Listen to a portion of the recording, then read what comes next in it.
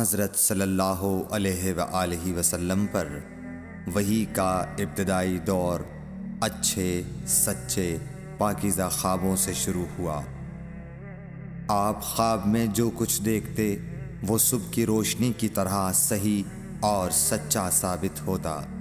پھر من جانب قدرت آپ تنہائی پسند ہو گئے اور آپ نے غار حرا میں خلوت نشینی اختیار فرمائی اور کئی دن اور رات وہاں مسلسل عبادت اور یاد الہی و ذکر میں مشغول رہنے لگے۔ جب تک گھر آنے کو دل نہ چاہتا توشہ ہمراہ لیے ہوئے وہاں رہتے۔ توشہ ختم ہونے پر ہی اہلیہ محترمہ حضرت خدیجہ رضی اللہ تعالی عنہا کے پاس تشریف لاتے اور کچھ توشہ ہمراہ لے کر پھر وہاں جا کر خلوت گزین ہو جاتے۔ یہی طریقہ جاری رہا یہاں تک کہ آپ پر حق منکشف ہو گیا اور آپ غار حرا ہی میں قیام پذیر تھے کہ اچانک حضرت جبرائیل علیہ السلام آپ کے پاس حاضر ہوئے اور کہنے لگے کہ اے محمد پڑھو۔ آپ فرماتے ہیں کہ میں نے کہا کہ میں پڑھنا نہیں جانتا۔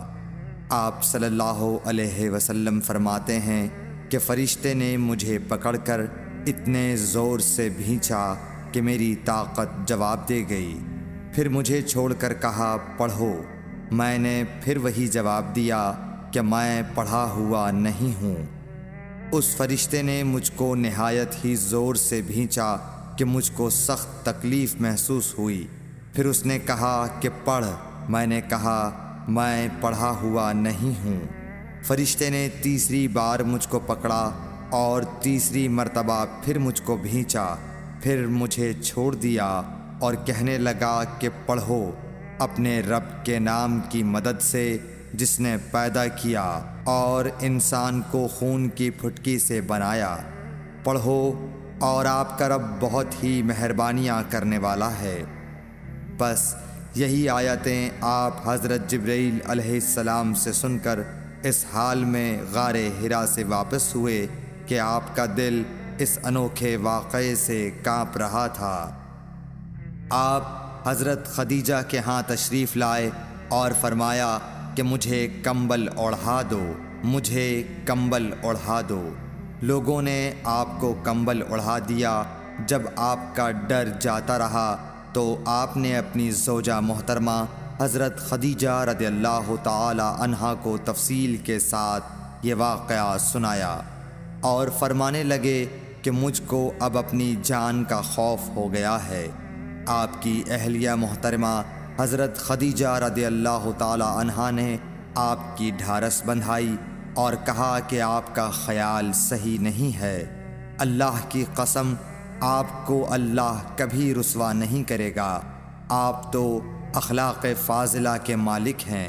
آپ تو کنبہ پرور ہیں، بے کسوں کا بوجھ اپنے سر پر رکھتے ہیں، مفلسوں کے لیے آپ کماتے ہیں، مہمان نوازی میں آپ بے مثال ہیں اور مشکل وقت میں آپ امر حق کا ساتھ دیتے ہیں۔ ایسے اوصاف حسنہ والا انسان یوں بے وقت ذلت و خواری کی موت نہیں پا سکتا۔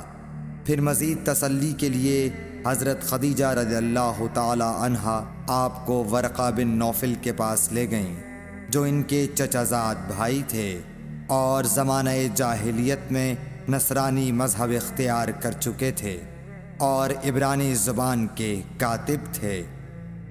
چنانچہ انجیل کو بھی حسب منشائے خداوندی عبرانی زبان میں لکھا کرتے تھے۔ انجیل سریانی زبان میں نازل ہوئی تھی، پھر اس کا ترجمہ عبرانی زبان میں ہوا۔ ورقہ اسی کو لکھتے تھے۔ وہ بہت بوڑھے ہو گئے تھے، یہاں تک کہ ان کی بینائی بھی رخصت ہو چکی تھی۔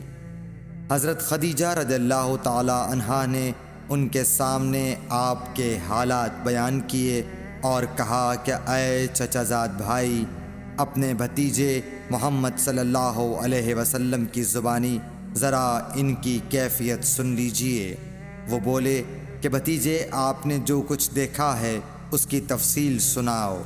چنانچہ آپ صلی اللہ علیہ وآلہ وسلم نے از اول تا آخر پورا واقعہ سنایا، جسے سن کر ورقہ بے اختیار ہو کر بول اٹھے کہ یہ تو وہی ناموس معزز رازدان فرشتہ ہے جسے اللہ نے حضرت موسیٰ علیہ السلام پر وحی دے کر بھیجا تھا۔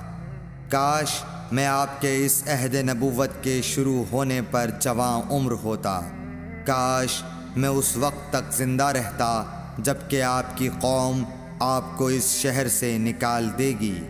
رسول کریم صلی اللہ علیہ وآلہ وسلم نے یہ سن کر تعجب سے پوچھا کہ کیا وہ لوگ مجھ کو نکال دیں گے، حالانکہ میں تو ان میں صادق و امین و مقبول ہوں؟ ورقہ بولا، ہاں یہ سب کچھ سچ ہے، مگر جو شخص بھی آپ کی طرح امر حق لے کر آیا لوگ اس کے دشمن ہی ہو گئے ہیں۔ اگر مجھے آپ کی نبوت کا وہ زمانہ مل جائے تو میں آپ کی پوری مدد کروں گا، مگر ورقہ کچھ دنوں کے بعد انتقال کر گئے، پھر کچھ عرصے تک وحی کی آمد موقوف رہی۔ صحیح بخاری حدیث نمبر 3۔